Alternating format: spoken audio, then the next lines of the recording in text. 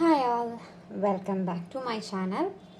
അപ്പോൾ നമ്മൾ class 12ൻ്റെ matrix എന്ന് പറയുന്ന ചാപ്റ്ററാണ് ഇപ്പോൾ പഠിച്ചുകൊണ്ടിരിക്കുന്നത്.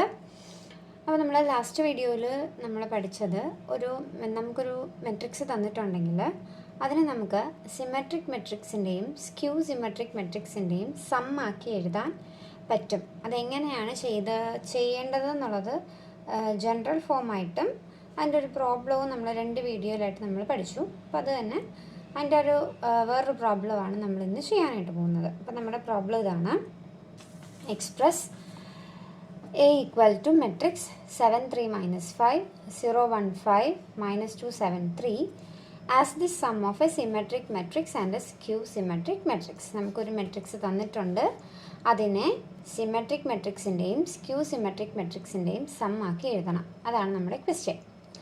അപ്പോൾ അതിൻ്റെ എന്തൊക്കെ സ്റ്റെപ്സാണ് നമ്മൾ ചെയ്യേണ്ടതെന്നുള്ളത് ഓൾറെഡി നമ്മൾ 2 വീഡിയോസിലായിട്ട് നമ്മൾ പറഞ്ഞു. അപ്പോൾ അതേ സ്റ്റെപ്സ് തന്നെയാണ് നമ്മളിവിടെയും ഫോളോ ചെയ്യുന്നത്. അപ്പോൾ ആദ്യം നമുക്ക് എന്താ ചെയ്യേണ്ടത്? തന്നിരിക്കുന്ന മെട്രിക്സ് എടുത്ത് എഴുതാം. അപ്പോൾ നമുക്ക് തന്നിരിക്കുന്ന മെട്രിക്സ് എന്താണ്? A is equal to 7 3 minus 5 0 1 5 minus 2 7 3. ഇതാണ് നമുക്ക് തന്നിരിക്കുന്ന മെട്രിക്സ്. അടുത്ത സ്റ്റെപ്പ് എന്തായിരുന്നു നമ്മൾ ചെയ്തത്? ഇതിൻ്റെ ട്രാൻസ്പോസ് കണ്ടുപിടിക്കുക എന്നുള്ളതായിരുന്നു നമ്മളുടെ അടുത്ത സ്റ്റെപ്പ്, അല്ലേ? അപ്പോൾ A transpose is equal to, A transpose എങ്ങനെ എഴുതുന്നത്? റോയെ കോളമാക്കി അറേഞ്ച് ചെയ്താൽ എന്താകും? നമുക്ക് ട്രാൻസ്പോസ് കിട്ടും. അപ്പോൾ 7 3 minus 5 കോളമാക്കി എഴുതുമ്പോൾ 7 3 minus 5 0 1 5നെ കോളമാക്കി എഴുതുമ്പോൾ 0 1 5. അടുത്ത -2 7 3നെ കോളമാക്കി എഴുതുമ്പോൾ -2 7 3. അപ്പോൾ നമ്മൾ ട്രാൻസ്പോസ് നമ്മൾ കണ്ടുപിടിച്ച് വെച്ചു. നമുക്ക് എന്താണ് സിമെട്രിക് മെട്രിക്സിൻ്റെയും സ്ക്യൂ സിമെട്രിക് മെട്രിക്സിൻ്റെയും സമ്മാക്കിയാണ് എഴുതേണ്ടത്, അല്ലേ? അപ്പോൾ ആദ്യം നമ്മൾ സിമെട്രിക് മെട്രിക്സ് ചെയ്യാനായിട്ട് നമുക്ക് എന്താണ് വേണ്ടത്? A + A ട്രാൻസ്പോസ് ആണ് വേണ്ടത്, അല്ലേ? സ്ക്യൂ സിമെട്രിക്കിന് വേണ്ടിയിട്ട് A - A ട്രാൻസ്പോസ്. അപ്പോൾ അടുത്ത സ്റ്റെപ്പിൽ എന്താ? നമുക്ക് A + A ട്രാൻസ്പോസ് കണ്ടുപിടിക്കണം. അപ്പോൾ ഞാൻ ഡയറക്റ്റ് ഈ എയും എ ട്രാൻസ്പോസും കൂടെ ഡയറക്റ്റ് എലമെൻറ്റുകൾ, അതായത് കറസ്പോണ്ടിങ് എലമെൻറ്റുകൾ ആഡ് ചെയ്ത് ഞാനങ്ങ് എഴുതുക. ഓക്കെ, അപ്പോൾ കറസ്പോണ്ടിങ് എലമെൻറ്റ് ആഡ് ചെയ്യുമ്പോഴത്തേക്കും ഫസ്റ്റ് റോ നമ്മൾ ആഡ് ചെയ്യാൻ പോകുന്നത്. അപ്പോൾ 7 + 7 14 3 + 0 3 -5 + -2 is -7.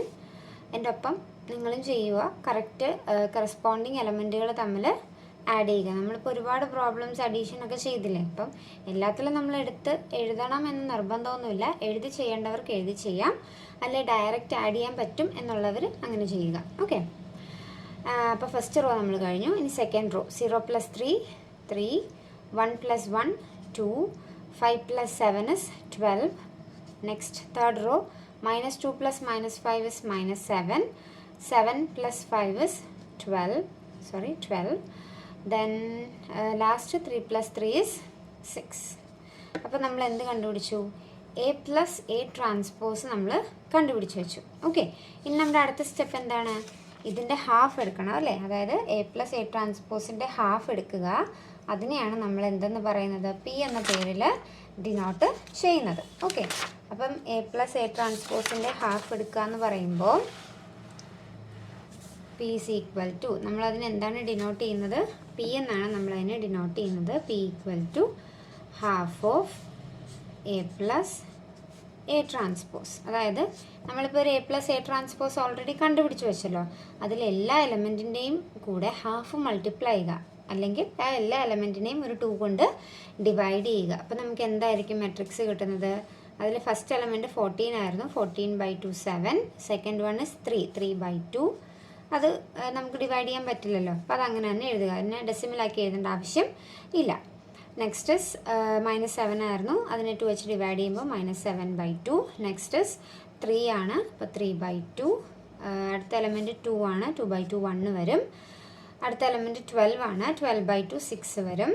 അടുത്ത എലമെൻറ്റ് -7 ആണ്. അപ്പോൾ -7/2 എന്ന് വരും. അടുത്ത എലമെൻറ്റ് 12 ആണ്. 12/2 is 6. ലാസ്റ്റ് എലമെൻറ്റ് 6 ആണ്. 6/2 is 3. അപ്പോൾ ഇതാണ് നമ്മളുടെ എന്ത്? Half of A + A transpose എന്ന് പറയുന്നത്. അപ്പോൾ നമുക്ക് സിമെട്രിക് മെട്രിക്സ് ആയല്ലോ. ഇനി അടുത്തത് എന്താ വേണ്ടത്? സ്ക്യൂ സിമെട്രിക് മെട്രിക്സ് ആണ് നമുക്കിനി വേണ്ടത്. അപ്പോൾ സ്ക്യൂ സിമെട്രിക് മെട്രിക്സ് കണ്ടുപിടിക്കാൻ നമുക്ക് എന്താ വേണ്ടത്? A - A ട്രാൻസ്പോസ് ആണ് നമ്മൾ അതിന് വേണ്ടിയിട്ട് കണ്ടുപിടിക്കേണ്ടത്.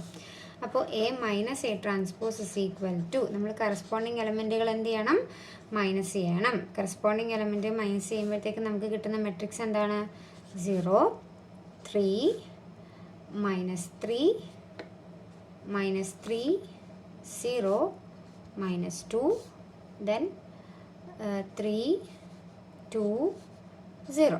അതായത് എയുടെയും എ ട്രാൻസ്പോസിൻ്റെയും കറസ്പോണ്ടിങ് എലമെൻറ്റുകൾ തമ്മിൽ മൈനസ് ചെയ്യുമ്പോൾ നമുക്ക് കിട്ടുന്ന മെട്രിക്സ് ആണ് ഇത്. നിങ്ങൾക്ക് എടുത്തെഴുതി മൈനസ് ചെയ്യേണ്ടവർക്ക് എടുത്തെഴുതി മൈനസ് ചെയ്യാം.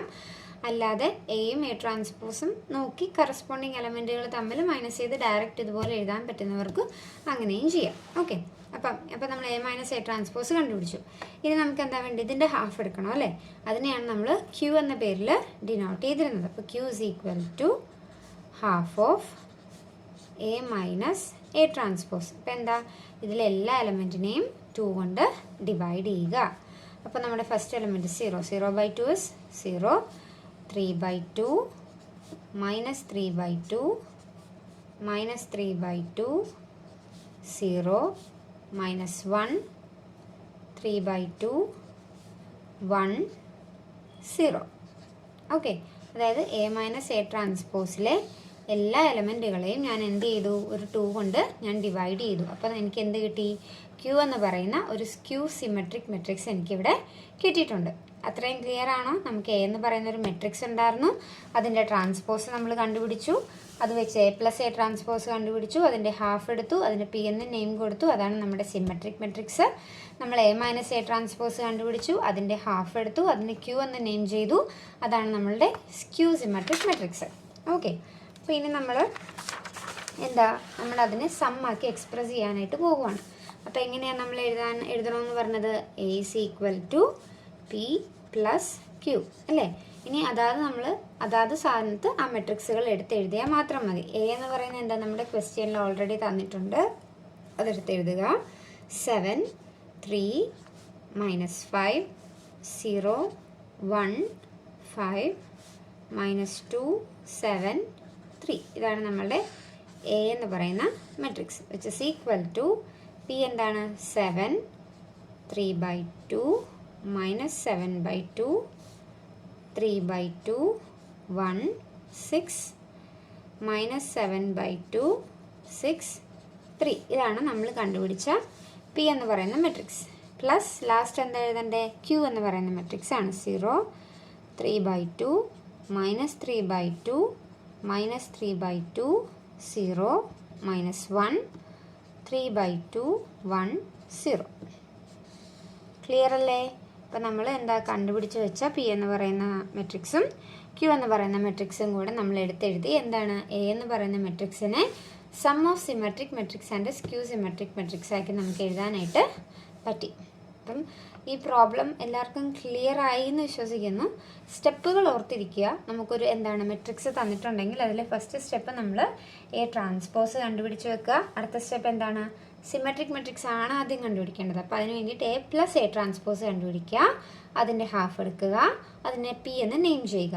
നെക്സ്റ്റ് സ്ക്യൂ സിമെട്രിക് മെട്രിക്സ് കണ്ടുപിടിക്കണം. അപ്പോൾ അതിന് വേണ്ടിയിട്ട് എന്ത് ചെയ്യണം, എ മൈനസ് എ ട്രാൻസ്പോസ് കണ്ടുപിടിക്കുക, അതിൻ്റെ ഹാഫ് എടുക്കുക, അതിനെ ക്യൂ എന്ന് നെയിം ചെയ്യുക. ലാസ്റ്റ് ഇങ്ങനെ അതിനെ എക്സ്പ്രസ് ചെയ്താൽ മാത്രം മതി നമ്മളുടെ ഫൈനൽ ആൻസർ ആകും. ക്ലിയർ അല്ലേ? അപ്പോൾ ഇങ്ങനത്തെ ക്വസ്റ്റ്യൻ നമ്മുടെ എക്സാമിന് ഷുവറാണ്, ഒരു ക്വസ്റ്റ്യൻ ഉറപ്പായിട്ടും ഇതിൽ നിന്ന് ചോദിക്കും. ഓക്കെ, അതായത് ഒരു മെട്രിക്സിനെ സിമെട്രിക് മെട്രിക്സിൻ്റെയും സ്ക്യൂ സിമെട്രിക് മെട്രിക്സിൻ്റെയും സം ആക്കി എഴുതാനായിട്ടുള്ള ഒരു ക്വസ്റ്റ്യൻ ഉറപ്പായിട്ടും ഉണ്ടാകും. അപ്പോൾ ഇങ്ങനത്തെ പ്രോബ്ലംസ് നമ്മുടെ ടെക്സ്റ്റ് ബുക്കിൽ ഒത്തിരി അധികം പ്രോബ്ലംസ് ഉണ്ടാവുമല്ലോ. അപ്പോൾ അത് നല്ല രീതിയിൽ നോക്കി ഈ മെത്തേഡ് നോക്കി അത് ചെയ്ത് പഠിക്കുക. ടെക്സ്റ്റിൽ നിന്ന് മോസ്റ്റ് ഓഫ് ക്വസ്റ്റ്യൻസ് നമുക്ക് ടെക്സ്റ്റിൽ നിന്ന് തന്നെ ചോദിക്കാറുള്ളൂ.